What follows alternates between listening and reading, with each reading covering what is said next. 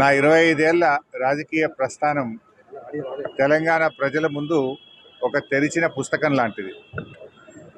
సరే, గత కొంతకాలంగా మా పార్టీ పైన, అదేవిధంగా నా పైన కొన్ని రాజకీయ పార్టీలు చేస్తున్నటువంటి వ్యాఖ్యలనే వారు కూడా చేయడం జరిగింది. అయితే ఆ వ్యాఖ్యలు వారు ఎందుకు చేశారో అది వారి విజ్ఞతకే నేను వదిలేస్తున్నాను.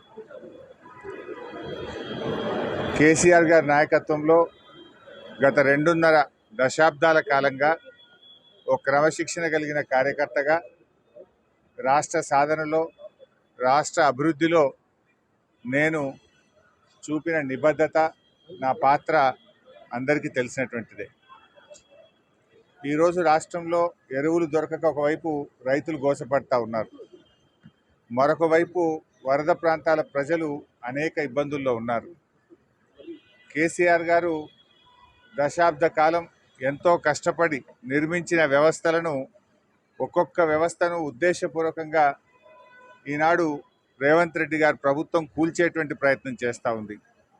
సో ఇటువంటి పరిస్థితుల్లో కష్టాల్లో ఉన్న ప్రజల్ని ఆదుకునే విషయంలో, తెలంగాణ ద్రోహుల చేతుల్లో నుంచి ఈ రాష్ట్రాన్ని కాపాడుకునే విషయంలో మా దృష్టి అంతా ఉంటుంది. సో మేము ఈ రాష్ట్ర సాధనలో పోరాటం చేసిన వాళ్ళం, ఈ రాష్ట్రాన్ని కాపాడుకోవడంలో బాధ్యత కలిగిన వాళ్ళం. సో మా సమయాన్ని అంతా కూడా దాని మీదనే మేము వెచ్చిస్తాం. తప్పకుండా కేసీఆర్ గారి నాయకత్వంలో తిరిగి బీఆర్ఎస్ పార్టీని అధికారంలో తెచ్చుకొని ఈ ప్రజలు పడుతున్న కష్టాలను